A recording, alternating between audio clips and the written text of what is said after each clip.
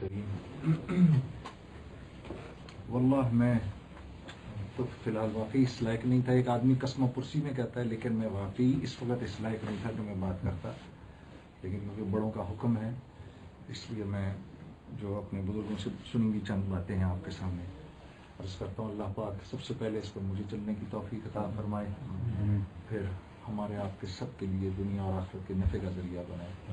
عزیزان گرامی، اللہ بڑے ہیں اس لیے اللہ کی ماننے میں خیر ہے.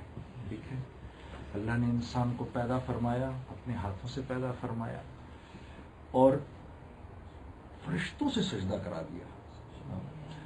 تو اللہ کے ہاں انسان کی بڑی قیمت ہے. یہ اس دنیا کے لیے پیدا ہی نہیں کیا گیا. ہم آخرت کی مخلوق ہیں. اس دنیا میں اللہ نے ہمیں اپنا خلیفہ بنا کر بھیجا، آخرت میں اللہ نے ہمارے ساتھ ہم نشینی کرنی ہے. اللہ نے ہمیں اپنے مہمان خانے میں رکھنا ہے. ابھی مولانا نے قرآن کی وہ آیتیں پڑھی، تو کس قدر محبت سے بھری ہوئی باتیں ہیں اس کے اندر کہ جس نے دنیا میں یہ اللہ کو رب جانا اور رب مانا. مولانا سعید احمد خان صاحب کی بات مجھے یاد آتی ہے کہ مولانا فرما رہے تھے کہ جس نے دنیا میں اللہ کو رب کہا، رب فرمایا، اس کے لیے اتنے وعدے ہیں کہ فرشتے موت پر کہیں گے کہ بھئی اللہ تخافوا ولا تحزنوا. تو جب ومن احسن قولا ممن دعا الی اللہ کی باری آئی تو مولانا نے کہا اس کی تو پھر بات ہی کچھ اور ہے. یہ تو پھر دائی کی بات ہے. ٹھیک ہے، اور پھر اس کے آگے بھی جو حضرت نے پڑھا تو دائی کا بھی ایک مقام پھر اللہ نے بنایا.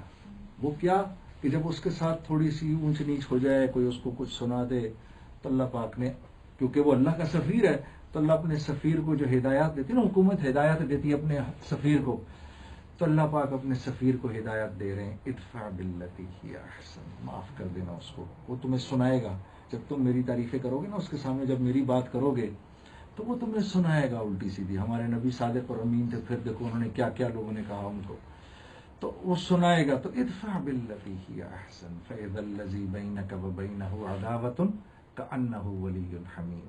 اگر تم نے اس کے ساتھ اچھا سلوک کیا تو کل ہم اس کو تمہارا ایسا دوست بنا دیں گے کہ بس اس کی مثال ہی نہیں ملے گی. اور پھر یہ کہ وما یلقاها الا الذین صبروا، یہ تو وہی کر سکتا ہے جو اس وقت زبان پہ تالے لگا لے، سن کے کڑوی کسیلی برداشت کر لے. وما یلقاها الا ذو حظ عظیم. بلکہ مولانا ترجمہ صاحب فرما رہے تھے کہ اللہ پاک اس یہاں پر یوں فرما رہے ہیں کہ نہیں نہیں، یہ تو وہ کرے گا جس پر ہمارا خاص فضل ہوگا.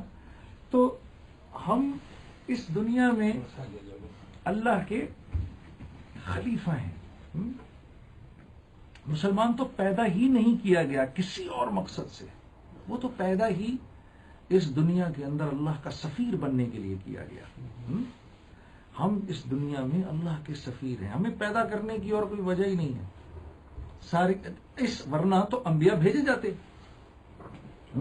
ورنہ تو ہم کہیں نعوذ باللہ من ذالک کہ اللہ پاک کیسا ظلم کر رہے ہیں. بنی اسرائیل پہ ایک کے بعد ایک بھیجا، مسلمانوں پر بھیج ہی نہیں رہے.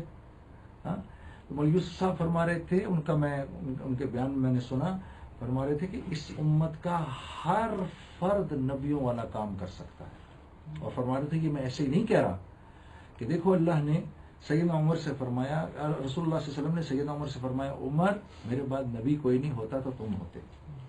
پھر فرمایا نہ ان کے خاندان کو دیکھ کر یہ بات فرمائی، نہ ان کے مال کو دیکھ کر یہ بات فرمائی، نہ ان کے حسب نسب کو دیکھ کر یہ بات فرمائی، بلکہ ان کے اندر کی کڑن کو دیکھ کر یہ بات فرمائی کہ اگر نبی تو کوئی ہونا نہیں تھا، ہوتے تو تم ہوتے. یعنی اس امت کا ہر فرد یہ کام کر سکتا ہے.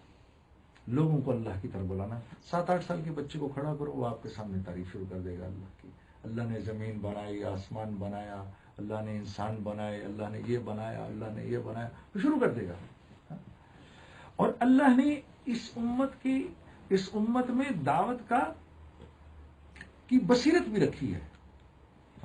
یہ دعوت دینے کی بصیرت بھی ہے اس امت کے اندر. اس کو ہم کہتے ہیں نا حکمت بصیرت. آپ وہ دیکھو نا، وہ ایک صحابی غلط وضو کر رہے تھے اور سید اور حسنین رضوان اللہ علیہم اجمعین نے دیکھ لیا. دونوں بھائیوں نے، کیا عمر تھی؟ ایک کی 8 ایک کی 10. اور دیکھا کہ نانا کے ساتھی اتنے جلیل القدر صحابی اور نانا کے ساتھی وہ غلط وضو کر رہے ہیں. تو اب سمجھانے کا انداز کتنا خوبصورت